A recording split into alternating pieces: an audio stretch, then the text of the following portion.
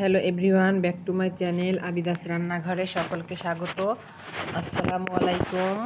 কেমন আছো বন্ধুরা? আই হোপ সকলে ভালো আছো। আমিও আমার পরিজন নিয়ে ভালো আছি। আজকে আমি তোমাদের সঙ্গে শেয়ার করব জামাই পিঠার একটি রেসিপি। জানি না এই পিঠা কে কী নামে ডাকো, তবে আমাদের এখানে জামাই পিঠা নামে পরিচিত এই পিঠাটি। চলো দেখে নেওয়া যাক কিভাবে আমি এই জামাই পিঠা রেসিপিটি তৈরি করলাম। এখানে আমি 2টা ডিম নিয়েছি আর 1 কাপ চিনি নিয়েছি। এখন ডিম এবং চিনিটাকে একটা হ্যান্ড উইস্কের সাহায্যে ভালোভাবে মিশিয়ে নিচ্ছি। মিশিয়ে নেওয়া হয়ে গেছে। এখন আমি এর ভিতরে অ্যাড করে দিচ্ছি 1/4 কাপ শুকনো চাউলের গুঁড়া, আর দিব সুজি এবং ময়দা মিলে 1/3 কাপ, 2টা একত্রে 1/3 কাপ দেব। আর তো দিয়ে দিচ্ছি ময়দাটা, আর এখন অ্যাড করে দেব সুজিটা। এখন দিয়ে দিচ্ছি সামান্য একটু লবণ মিষ্টিটা ব্যালেন্সের জন্য। আর এর ভিতরে আমি দেওয়ার জন্য 1 কাপ দুধ এখানে নিয়েছি। এখান থেকে যতটা দুধ লাগবে আমি আস্তে আস্তে প্রয়োজন অনুসারে মিশিয়ে নেব। এই তো দুধটা দিয়ে এখন আমি হ্যান্ড উইস্কের সঙ্গে ভালোভাবে সমস্ত উপকরণগুলোকে মিশিয়ে নেব। আর এই তো আরও কিছু দুধ এর ভিতরে লাগবে, তো দিয়ে দিয়েছি। একবারে দুধটা আমি দেই নাই, কারণ বেটারটা যদি নরম হয়ে যায় এই কারণে। তো বেটারটাকে ভালোভাবে ফেটিয়ে নিতে হবে যাতে ভিতরে কোনো দানা না থাকে বা দলা পাকিয়ে না থাকে।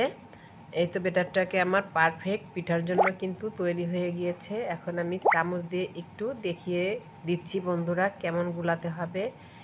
এই তো বেটারটা এরকমই গোলাতে হবে, একবারে ঘন বা পাতলা না, দুটোর মাঝামাঝি থাকতে হবে। তো বেটারটা আমি গুলিয়ে নিয়েছি। আর এই তো চামচটাকে উল্টিয়ে চামচের মানে উল্টা পিঠে এরকম লেগে থাকলেই হবে পিঠার জন্য পারফেক্ট গোলাটা। আর এই তো গ্যাসটা অন করে দিয়ে একটু কড়াই বসিয়ে দিয়েছি।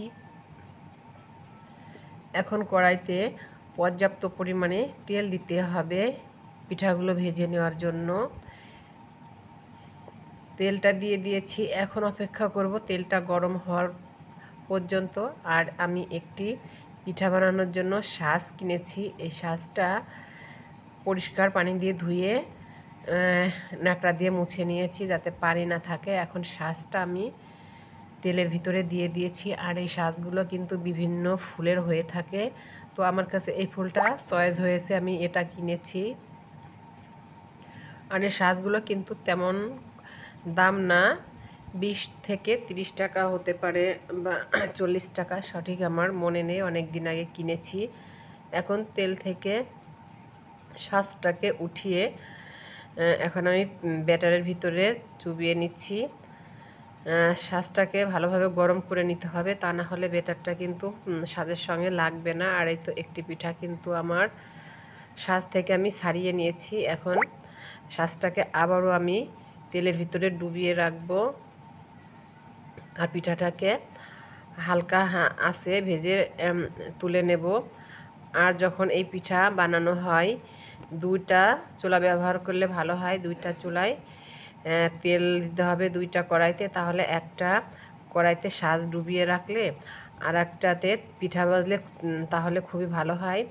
কারণ শাঁসটা সবসময় গরম করে নিতে হয়, আর তেলটা যদি বেশি গরম থাকে তাহলে কিন্তু পিঠাগুলো পুড়ে যায়।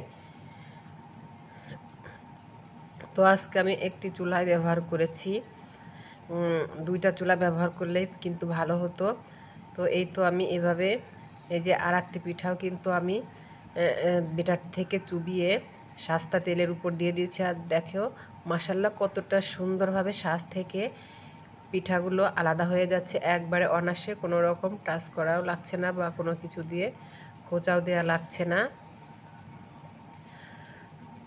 এভাবে করে আমি সবগুলো পিঠা কিন্তু বানিয়ে নেব।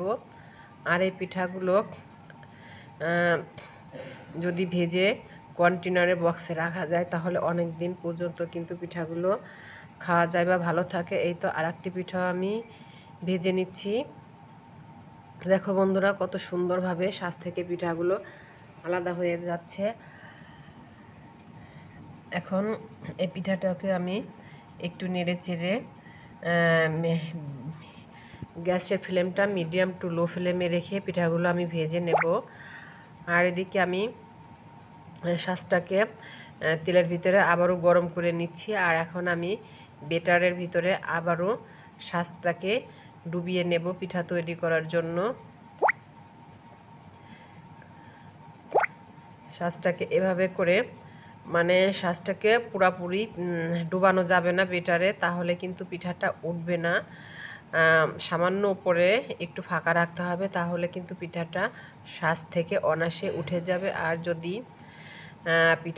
শাঁসটাকে আমি পুরোপুরি ডুবিয়ে রেখি তাহলে কিন্তু পিঠাগুলো উঠবে না।